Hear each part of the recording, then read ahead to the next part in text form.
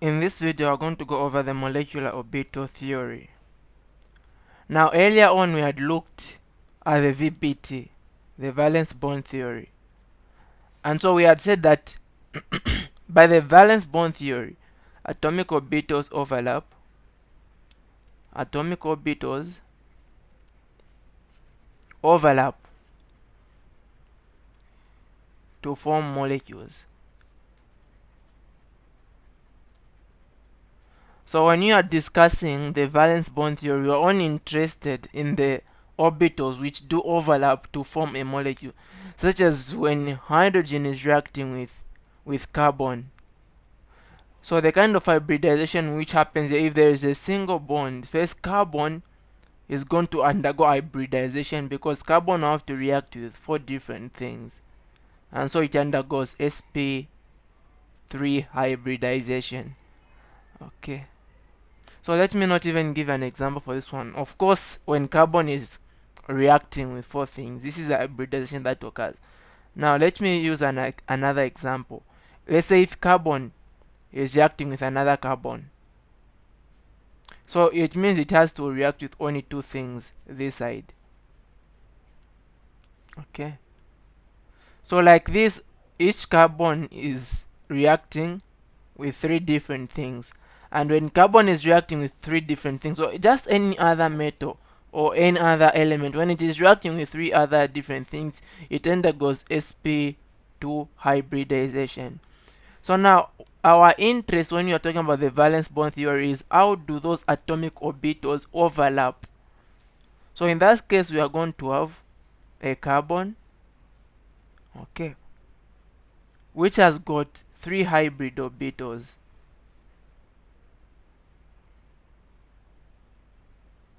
So each of these is sp2 hybrid. And then we have the p orbital which is not hybridized. So this is what is going to combine with another carbon. They are going to overlap with another carbon, which also has these 3 hybrid orbitals, and also another one which is unhybridized, the p orbital which is unhybridized. So each of these hybrid orbitals will be able to overlap also with hydrogen.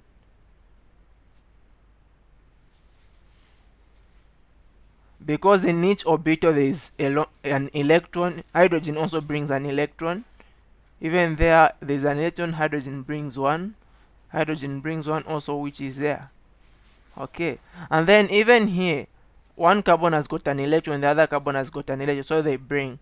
So this is the kind of bonding which occurs. Okay. So what is formed here, the overlapping which is formed here produces a sigma bond. So a sigma bond is a bond which results when orbitals overlap head to head. So these other orbitals, so this p orbital which is here and this p orbital which is here, each of them have got a lone pair, and so these are able to also overlap up and down. So the overlapping that is parallel produces a pi bond. So that is why we see that there is a double bond between the carbon to carbon.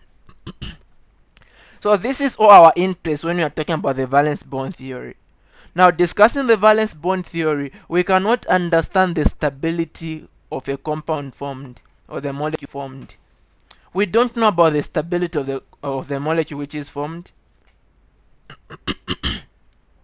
And we also do not know about the magnetic properties. So looking at this compound, are we able to tell if it can attract a magnet or it can be repelled by a magnet? So we can't tell. And so the molecular orbital theory becomes very important if we want to talk about the stability and also the magnetic properties of a molecule that has been formed due to these atomic orbitals overlap.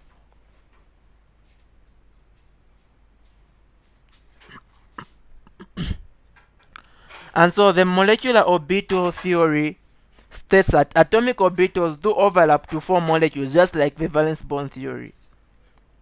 So the molecular orbital theory states that atomic orbitals do overlap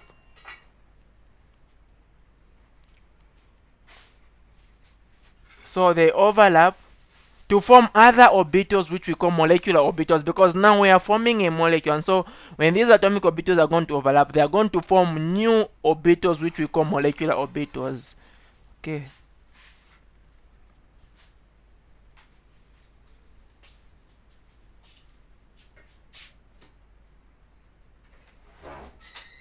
So that is the molecular orbital theory. Now what we need to understand here is when we are talking about the molecular orbital theory, the number of molecular orbitals which are formed, so number of molecular orbitals formed due to overlapping is equal to the number of atomic orbitals that overlap. Of atomic orbitals that overlap. So if we started with 2 atomic orbitals, we are going to form 2 molecular orbitals. They should be equal. And the other thing that we need to understand when we're talking about the molecular orbital theory is only how field orbitals overlap.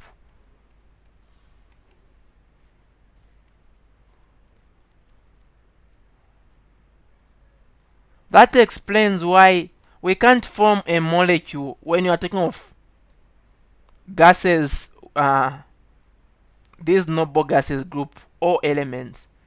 That is because all their orbitals have been completely filled up, and so they cannot overlap to form molecules. Alright. So now, when atomic orbitals overlap, they form 2 types of molecular orbitals. We have got first the bonding molecular orbital, and then the anti-bonding molecular orbital. Okay. Anti-bonding molecular orbital. So these are the 2 types of bonding which are 2 types of molecular orbitals which are formed. Now, how are these?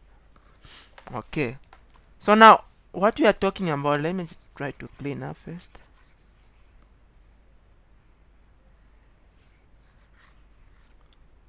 So let's say we've got an orbital. Let's say we've got a 1s orbital here.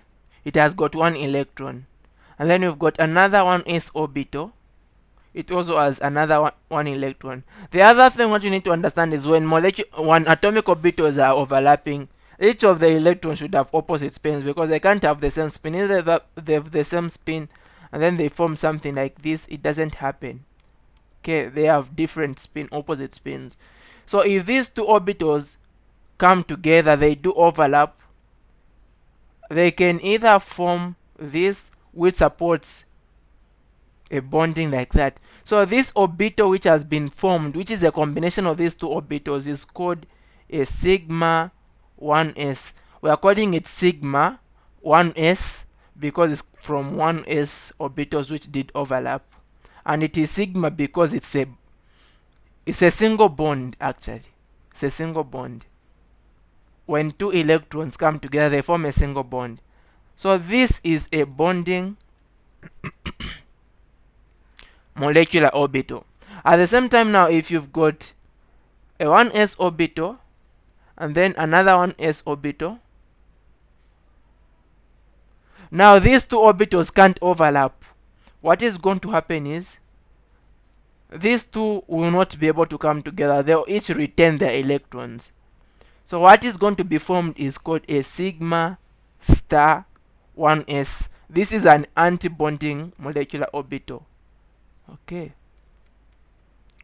So anti-bonding molecular orbital. That is because these these orbitals would rather have their electrons than form a compound. That is maybe perhaps when you want to form this compound, you see that the energy you are spending on forming that compound is much more, or the compound for it to be formed, you need to go to higher energy than the energy of these 2, and so the bond will not be formed.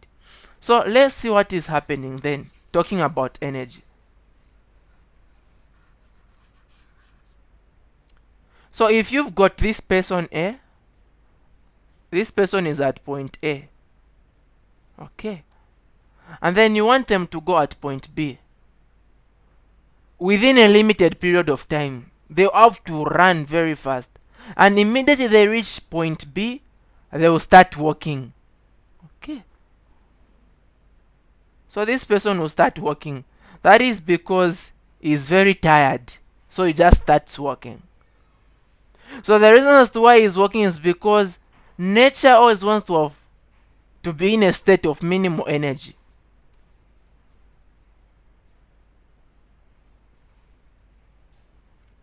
So nature always wants to be in that state where it is only using a minimum of energy.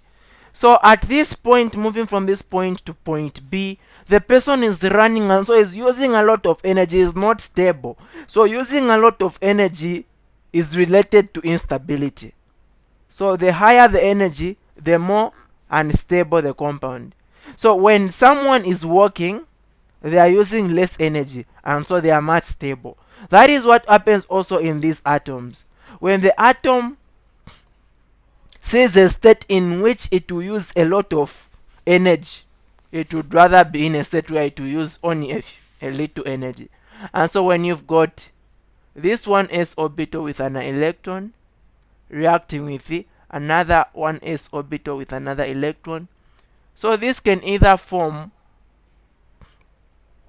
a bonding molecular orbital where the two are going to come together, the two molecular orbitals, the two atomic orbitals are going to come together, and the electrons will be between the two. And so such a molecular orbital formed is a sigma, not sigma star, it is simply a sigma 1s orbital. But on top, what will be here will be a sigma star 1s. So each of these are going to have their electrons. So how does this to do with energy? So going up, energy is increasing. So we can see that these two at the way they are the same energy, as we can see. So when these two form a bond, we see that their energy is lowered. It comes to this level. So they would rather come together to lower their energy than them being separate, because when they are together, their energy in mass, their energy altogether is lower. Now when these two want to come together to form this sigma star 1s, their energy we can see is much higher. So they would rather be just the way they are, other than going into a much higher energy. Okay, so that is why they would rather be just alone. They would rather opt for them being just the two of them without forming this sigma star bond, because it is taking up a lot of energy. And so what we are saying is a bonding molecular orbital. This is a molecular orbital. This is also a molecular orbital. Now it is anti-bonding. This is anti-bonding. That's why you can see a star. This is bonding. And these two are atomic orbitals. So a bonding molecular orbital is lower in energy than the atomic orbitals, whereas the anti-bonding molecular orbitals is higher in energy than the atomic orbitals. And so atoms would rather be in this state separated than them being in the state where they are in the anti-bonding molecular orbitals. Okay, let's try to look at an example of hydrogen. We see what happens in hydrogen. And so hydrogen has got only one electron in the outermost shell. So when it reacts with another hydrogen, what will be formed is hydrogen molecule. Now will this molecule be supported to be formed? So the electron configuration for each hydrogen is 1s. Even this one is only 1s. It's 1s1 because they only have one electron in their outermost shells. Of course, they only have one shell, which is the outermost, at the same time it's innermost. So what is going to happen is we've got one orbital. So this is the 1s orbital from one hydrogen. It only has one electron. And then we also have another 1s orbital from the other hydrogen. also having another electron. So when these two come together, they are going to form two orbitals. One will be anti-bonding, higher in energy. The other one will be the bonding, which is lower in energy. So this will be called the sigma 1s. This will be called the sigma star 1s, which doesn't support bonding. So now, for us to see, so these which have been formed here are what we call the molecular orbitals. We are going to fill them using the same principles which we use to fill up orbitals: the Pauli's exclusion principle, the Handy's rule, and Aufbau's principle.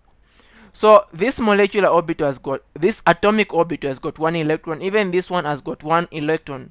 So we have got two electrons which we are going to use to fill up our molecular orbital. These two electrons are coming from our two separate atomic orbitals.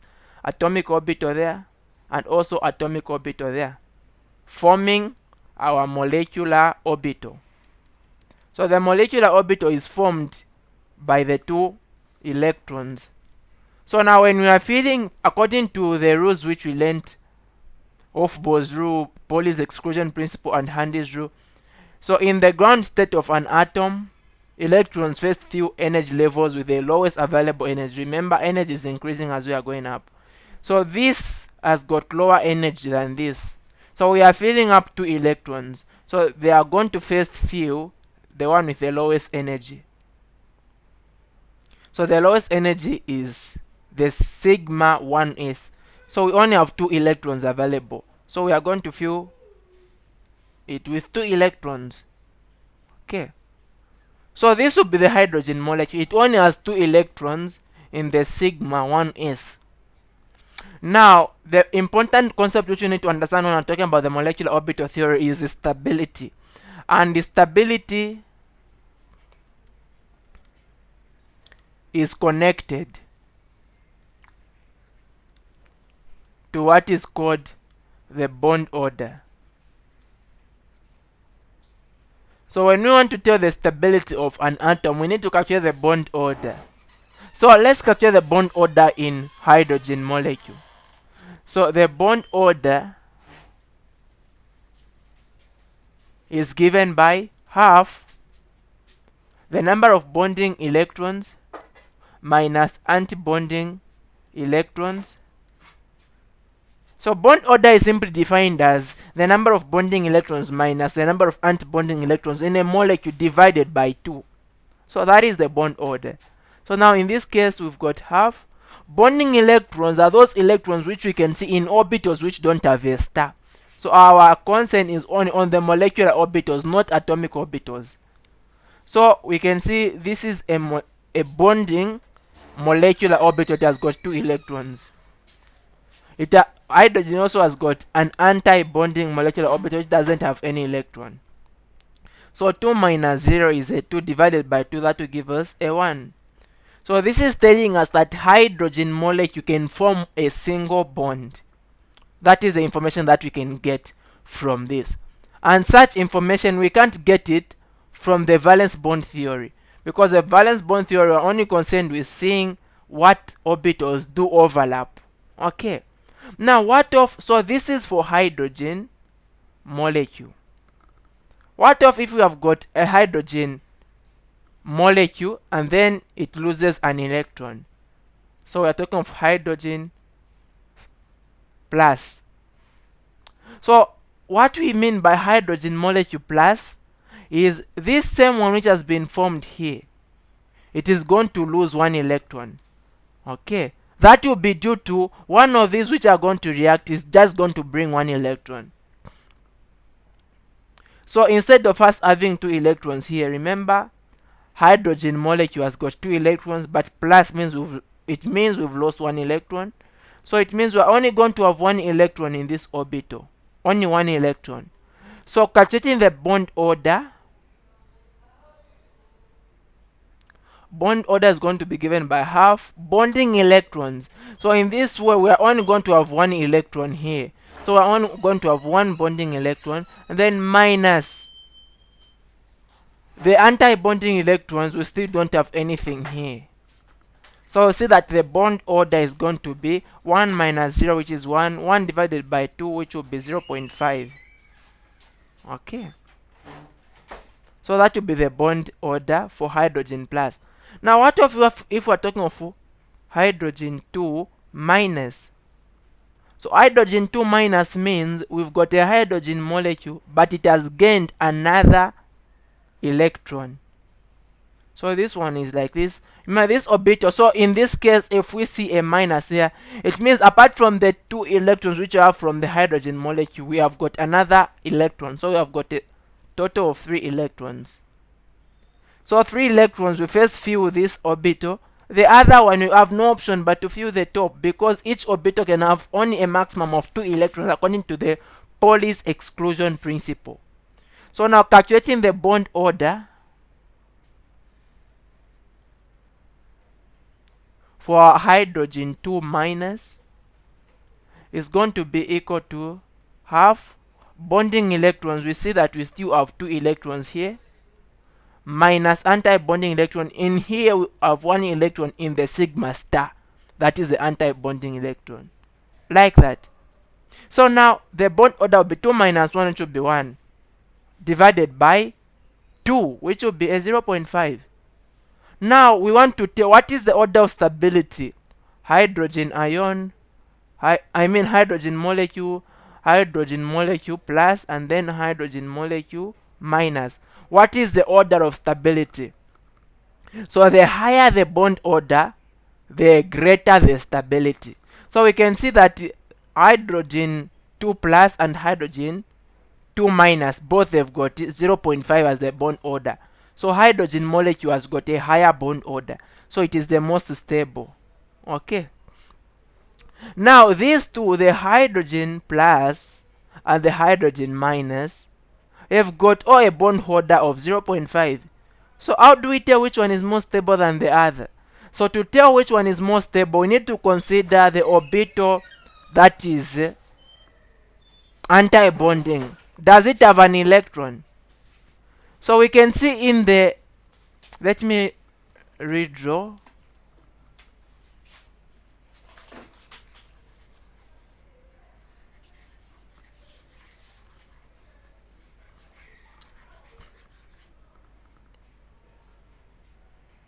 Okay.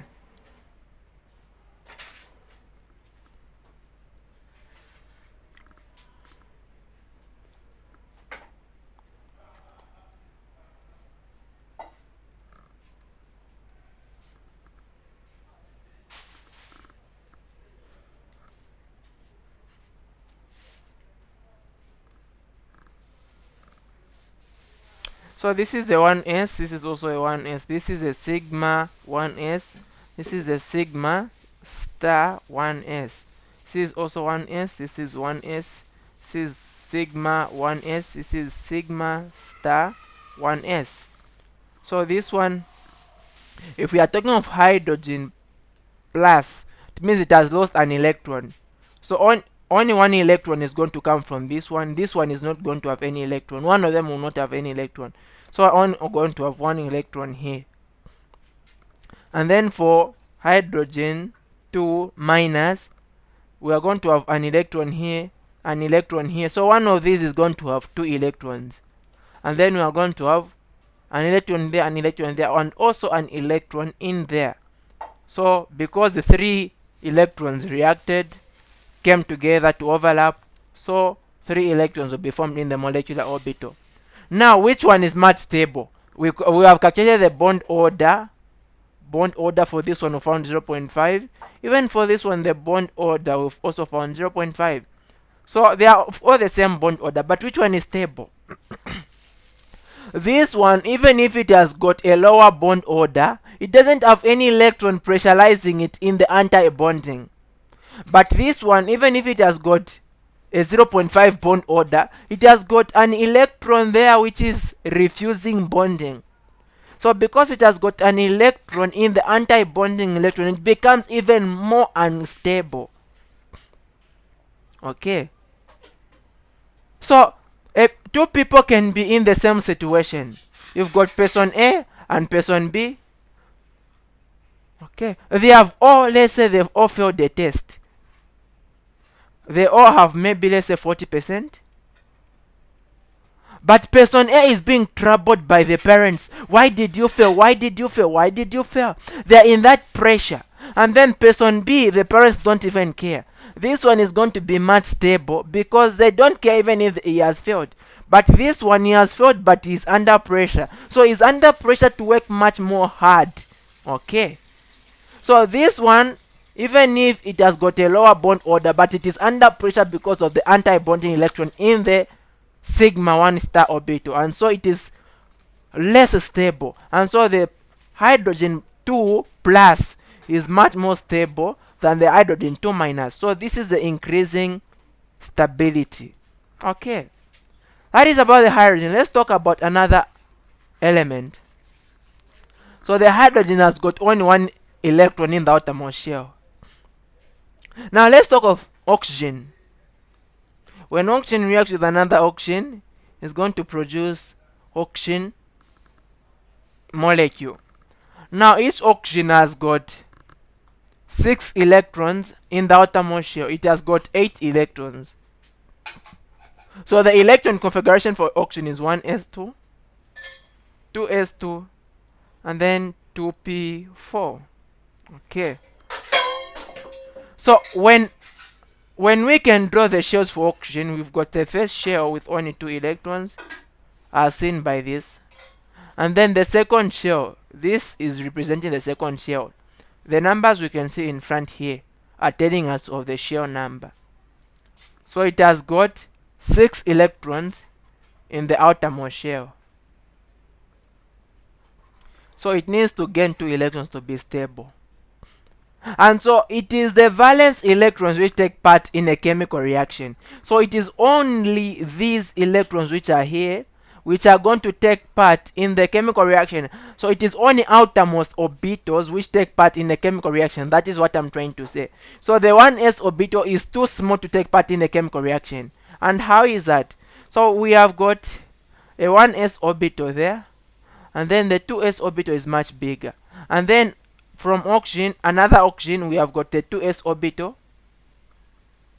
and then the 1s orbital is inside. We can see that this 1s orbital which is here can't overlap with that one. They are too small to overlap, and so it is only the 2s orbital and the 2p orbitals which are going to overlap. Okay, I might not have stated this. So when orbitals come in this way, so this is a 2p orbital. If it overlaps parallel with another 2p orbital, the bond which will be formed is a pi bond. But if two orbitals come head on, head to head, they do overlap like that. Actually, this is supposed to be when they are going to overlap. A bond which will be formed here will be a sigma bond.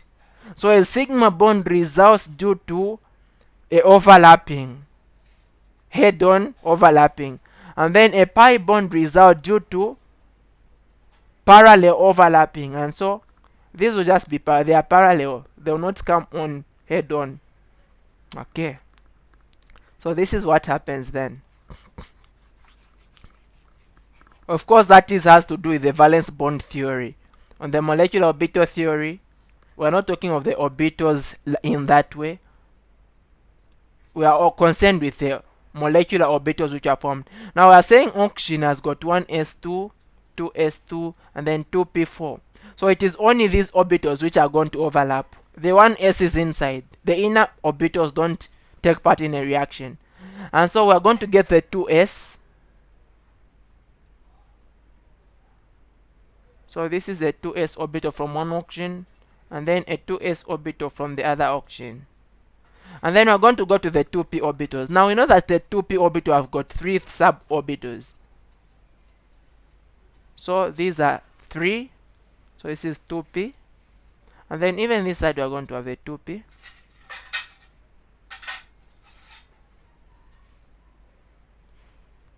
So when these 2s orbitals, which are the same energy, another thing we need to understand about molecular orbitals, only orbitals with comparable energy can overlap. there's no way we can have this overlapping. They don't have comparable energy. Okay, so these two are going to overlap. It's different in the case maybe where fluorine is reacting with hydrogen. Fluorine ends in 2p. Hydrogen ends only in 1s. So these two are going to overlap because they are the one with comparable energy. We don't have any other orbital in the hydrogen which can overlap. We don't have a 2p orbital which can overlap with a 2p orbital in fluorine. So very different case. So in this case, these two are going to overlap to form a bonding molecular orbital and also an anti-bonding molecular orbital. Okay, so this one which is lower in energy will be a sigma 2s because we are coming from the 2. So that will be a sigma 2s. Then the one higher in energy will be a sigma star 2s. Now when these two orbitals overlap, they are going to form 4 other orbitals. We are first going to have that. We are going to have another one. Then we are going to have also another one there. And then we are going to have another one. Remember, the number of orbitals which overlapped going to be equal to the number of orbitals formed. So we've got 1, 2, 3, 4, 5, 6. 6 orbitals did overlap. And so 6 orbitals have to be formed. 1, 2, 3, 4, 5, and 6 there. So it is balanced then. So these are the ones which are going to overlap. So that will be formed like that. Okay. So now what we can see here, this one which has been formed here, if we only see one orbital, that is a sigma. It is coming from the 2p. So it will be sigma 2p. Those which are lower in energy are always sigma or pi.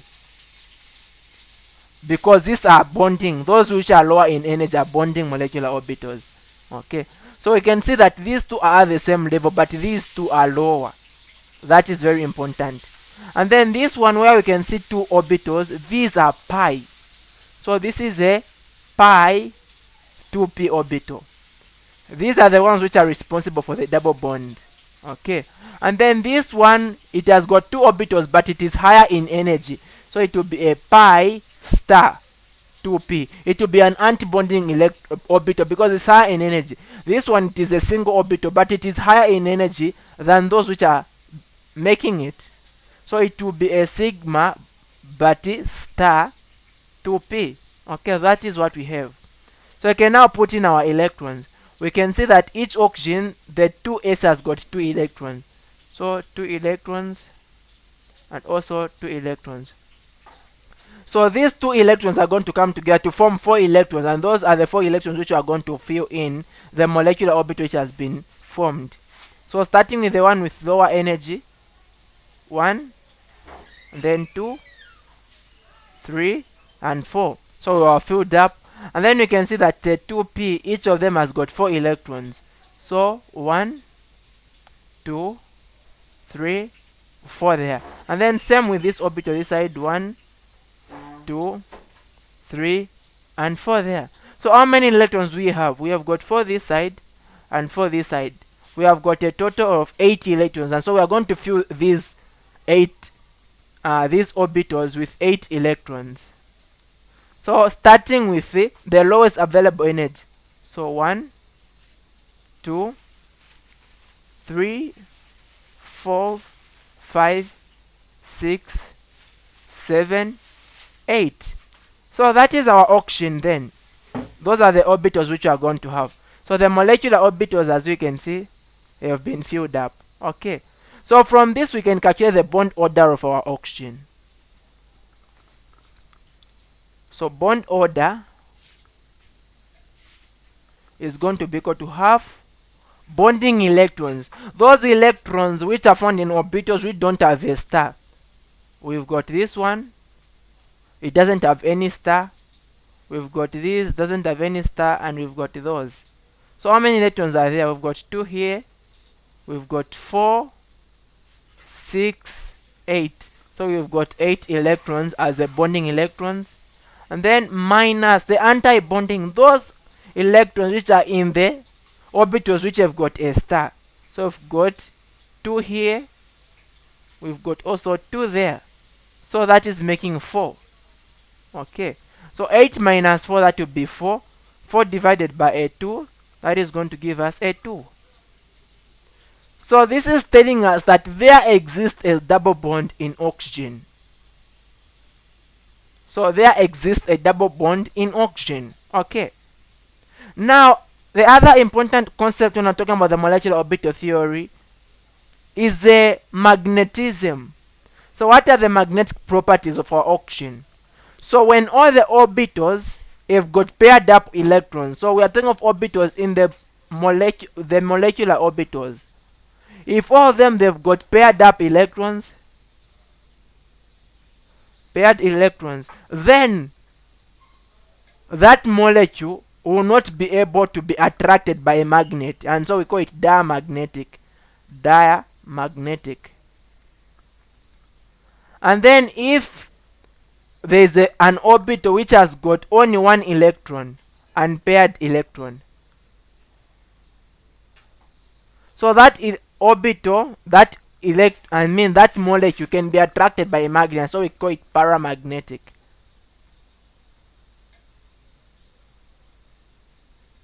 So from what we can see, this orbital here has got only one one electron. This one also has got only one electron, so it has got unpaired electrons.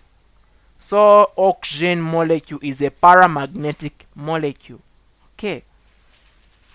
So let's talk of other compounds. Now we need to understand basically the general molecular orbitals for some molecules. So for molecules such as oxygen, apart from oxygen, we also have fluorine and neon. We use the same molecular orbital for these three. So where we've got first the 2p,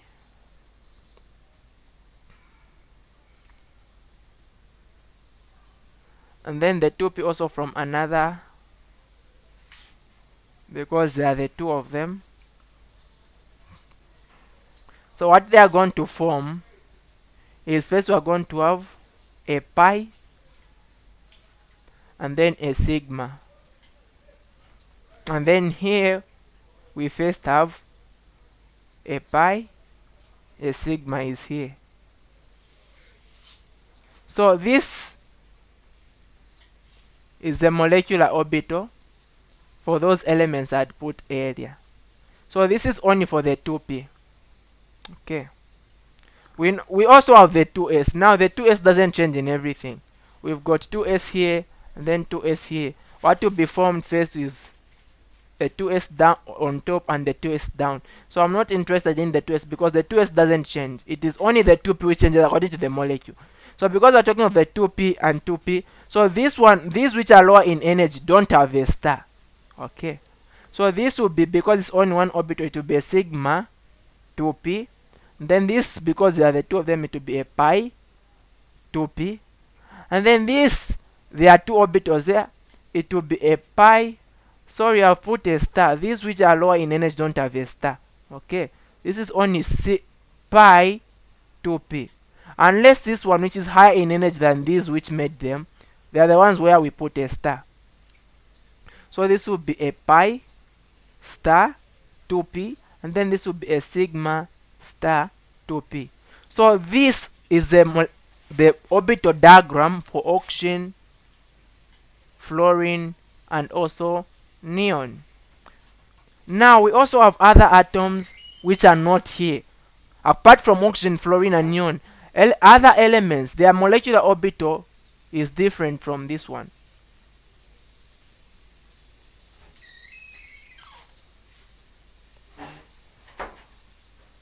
So for other elements, these two do swap. The rest are the same. So we are going to still have there. And then we are going to have here, what is going to be starting is a sigma. And then a pi.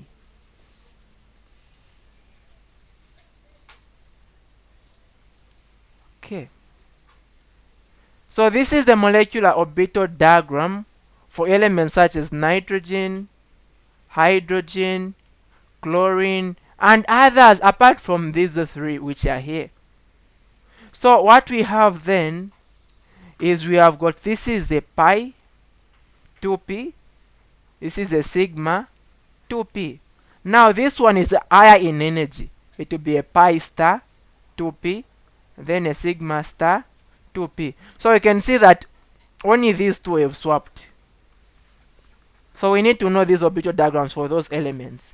Okay, let's try to look at nitrogen. So nitrogen has got 7 electrons. So the electron configuration is 1s2, 2s2, and then 2p3. So let's try to draw the so we know that the orbitals which are going to take part in a bonding is only the outermost orbitals. The 1s will not take part in a bonding, like electrons in the inner shells don't take part in bonding. Okay, so let's just keep this here, 2s2 and then 2p3. Okay, so we draw the molecular orbital diagram first for our nitrogen. We know that the one which will be on the furthest top will be the sigma, and then we are going to have the pi here, and then we are going to have another sigma, and then a pi. Hope we can remember what I drew earlier, the molecular orbital diagram for nitrogen and other compounds. So here, this is where we have those which formed them.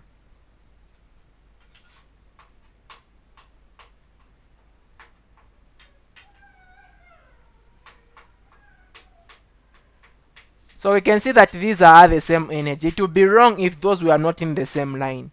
So this is the 2p, this is also the 2p, but we also have the 2s. Okay,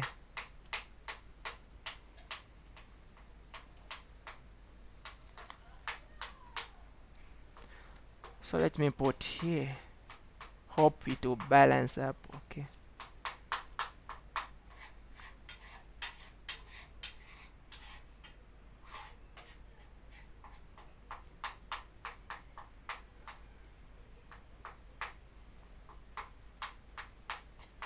okay, so this is our 2s, this is also our 2s. So we are talking of nitrogen molecule.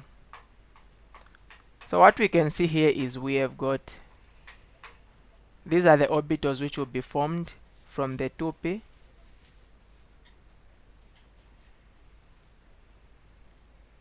So when the 2p orbitals do overlap, they are going to form those, and then the 2s overlap, they are going to form these.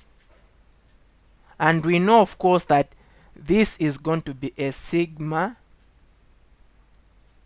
This will be a sigma 2s. This is higher in energy, to be a sigma star 2s. Can I use a different color for the sake of seeing properly? This will be a sigma 2s. This will be a sigma star 2s.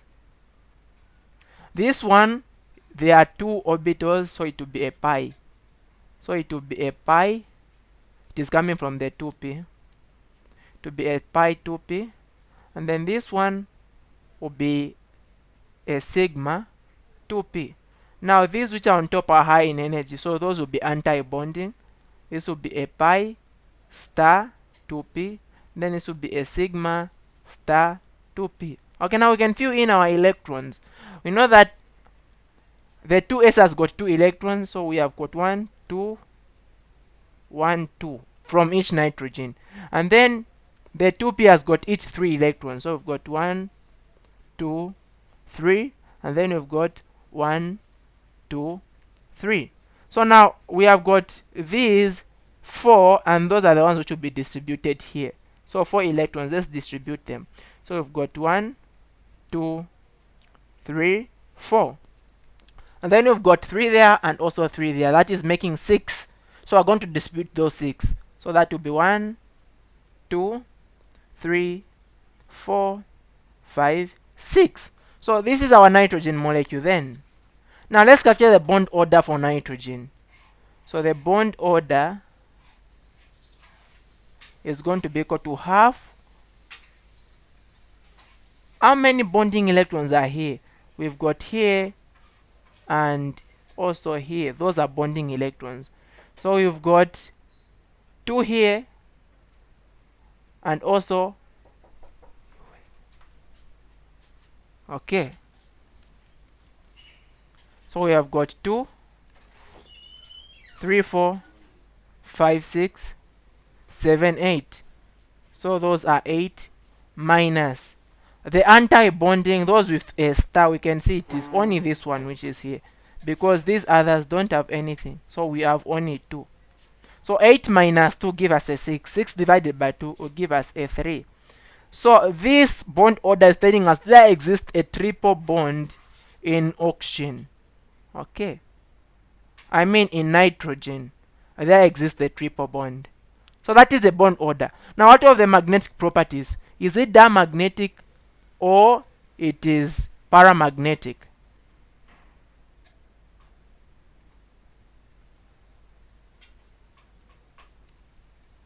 So looking at what we have, this orbital has paired up electrons, paired up, paired up, paired up there, paired up. All the orbitals have paired up electrons, and so nitrogen is a diamagnetic molecule. It is not attracted by a magnet. It's diamagnetic. Okay. Let's look at another example then. Let's look at neon.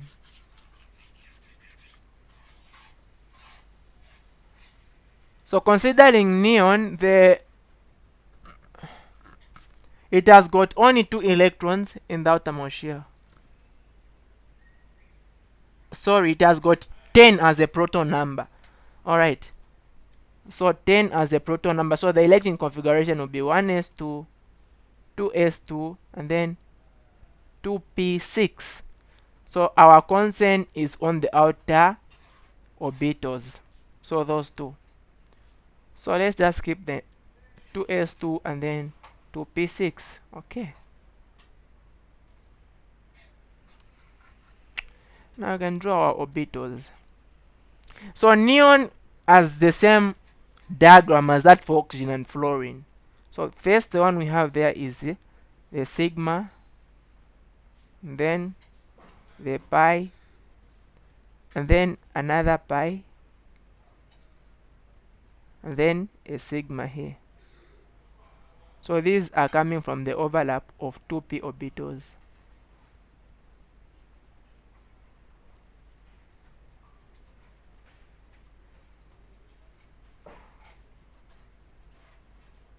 And then we also have from the 2s,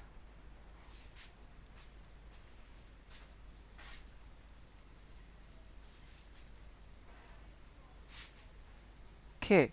So this is our 2s, this is also our 2s, and then this is our 2p, this is also our 2p. So these are going to overlap to form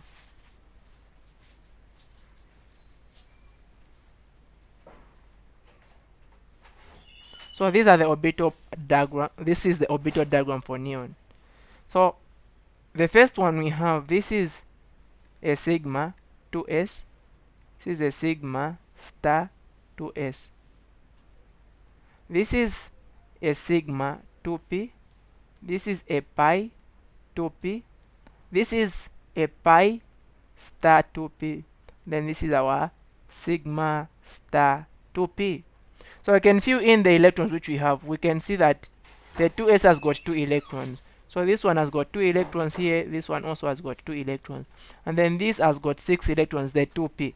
So we've got 1, 2, 3, 4, 5, 6. Even the same side, 1, 2, 3, 4, 5, 6. So these 4, we are going to fill them in our orbital diagram, which is here. So we are going to have 4. 1, 2, 3, 4. And then we've got 6 this side, 6 this side, making 12. And the 12 we are going to fill them on these here. Okay. So we'll start 1, 2, 3, 4, 5, 6, 7, 8, 9, 10, 11, and 12. Now, what is the bond order of neon? So bond order is equal to half. How many are bonding electrons in here? So bonding electrons, we've got this without a star. We've got these and we've got those. So there are 4 here, 6, and 8. So that is 8 minus. And then the anti-bonding. Okay. The anti-bonding, those with a star, we've got there, there, and also there. So they are also 8. 8 minus 8 is a 0. 0 divided by 2 is still 0. So this is telling us there does not exist any bond in neon. So you can't find neon molecule. And that is true. If you check, neon is a noble gas. Noble gases don't react. They are already stable. Okay. So that is it. That is the orbital diagram. What of the magnetic property? Is neon molecule, if it was able to form, diamagnetic or paramagnetic? So all the electrons here are bonded. All of them. They are double. So it is diamagnetic. Okay. It is diamagnetic. Let's look at a last example then. What of if we are talking of a molecule where you've got different electronegativities? Instead of talking of the same molecule, you've got different molecules. I mean, instead of talking of molecule formed by the same atoms, you've got molecule formed different atoms, such as nitric acid. Or can I call it nitrogen monoxide? NO. So that is nitric acid. What will be the orbital diagram for this? Now we know that the electron for configuration for nitrogen has got a proton number of 7. So it is 1s2, 2s2, and then 2p3. Okay, 2p3. And then our oxygen has got 8. So it is 1s2, 2s2, 2p4. We know that it is only the outer orbitals which take part in a reaction. So it is actually this which is going to react with that. They are going to overlap. And so now, let's consider first their electronegativities. Nitrogen and oxygen. Which one has got higher electronegativity? So oxygen is a smaller molecule as compared to nitrogen. Why is it smaller? That is because if we check on a periodic table,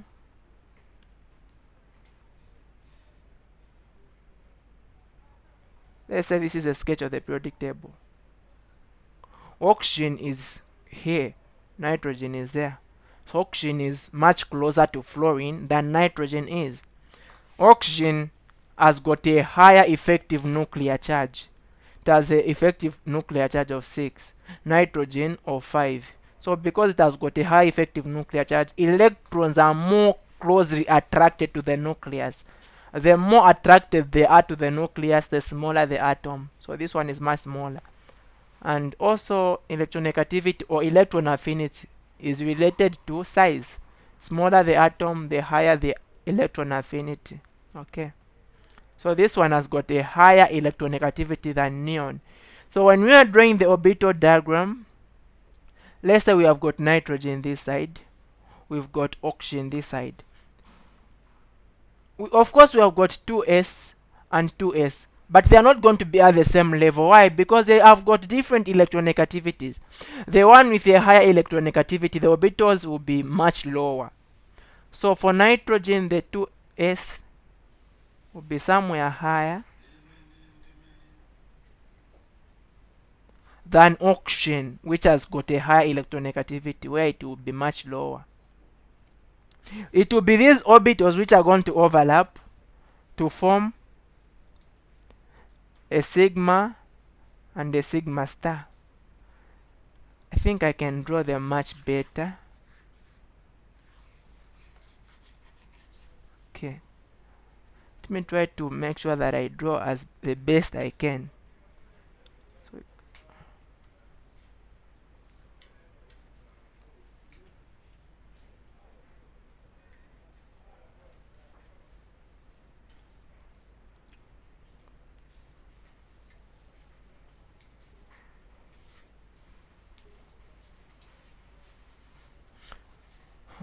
Okay.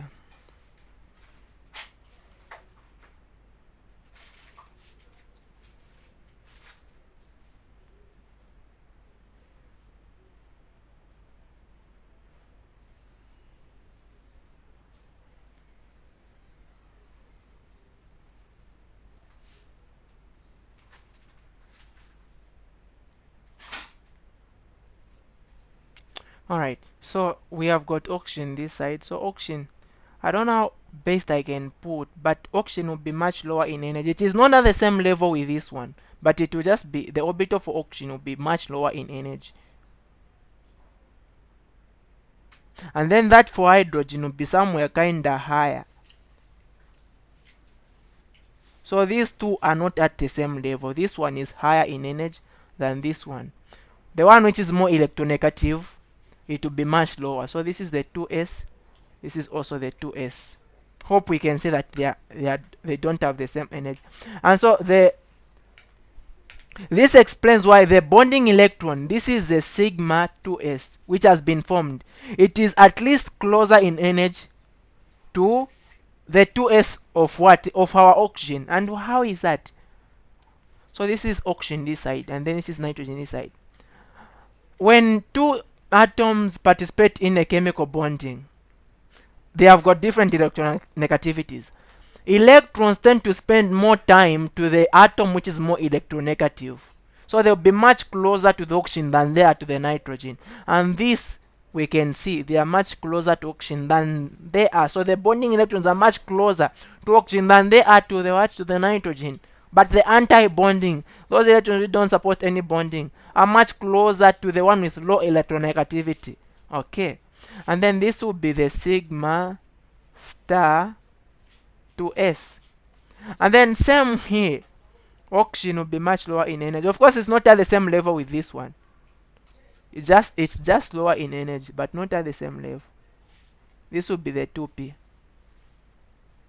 And then hydrogen, it will be much higher in energy.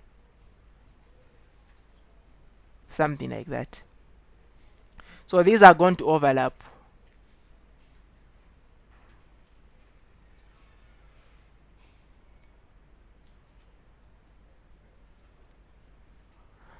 Now we can see that the orbital diagram they've taken up on the 2p, they've taken up the orbital diagram for oxygen, the most electronegative atom, because the orbital diagram for nitrogen, this was supposed to be here, and then this was supposed to be here. They've taken up for oxygen, which is the most electronegative atom. Okay, so this is the 2p, this is also the 2p. And then we can put in now our electrons. Our nitrogen has got, nitrogen is 2s2, 2p3. Oxygen is 2s2, 2p4. So oxygen, let's start with our nitrogen, which has got 1, 2 in the 2s, and then in the 2p it has got only 3. 1, 2, 3. And then oxygen, it has got 2 here, and then here it has got 4. 1, 2, 3, 4. So now when we are combining them, we don't care where the electrons are coming from. So our concern is just to get the sum of the electrons which are present and then distribute them. So here we've got 4 electrons. So we're going to distribute those 4. So we're going to distribute them 1, 2, 3, 4. And then here we've got, how many electrons are there? There are 4, and then there are 3. So giving us a sum of 7 electrons. We don't care where they are coming from. What we are going to do is just to distribute them. 7. 1, 2, 3, 4, 5, 6, and then 7 there. Okay. So that will be our nitrogen in this case. Now if we can calculate the bond order for I mean, this is our nitric acid. What is the bond order for nitric acid? Bond order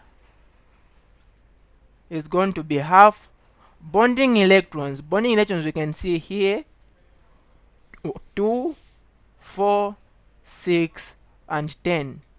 So those are 10. Minus anti-bonding, we've got 2 there, and then 1 there, that is 3.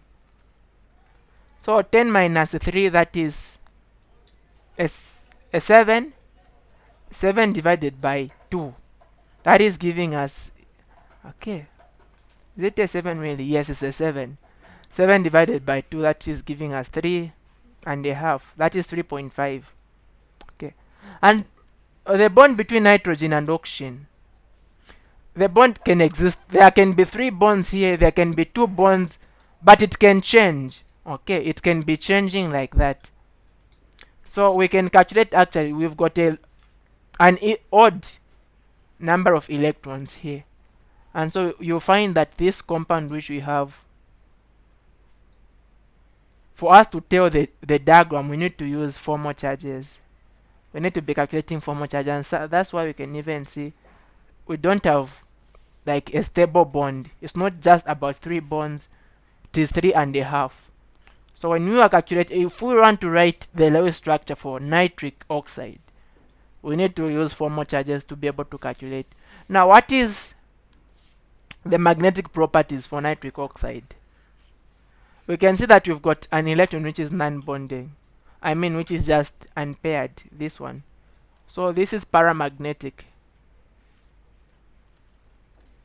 Alright, so that is how you draw molecular orbital diagrams telling the paramagnetism or diamagnetism, and also associating the bond order of that compound. Okay, so that was all about this video. Hope it was helpful in one way or the other. Thank you so much for having watched. Have a blessed day.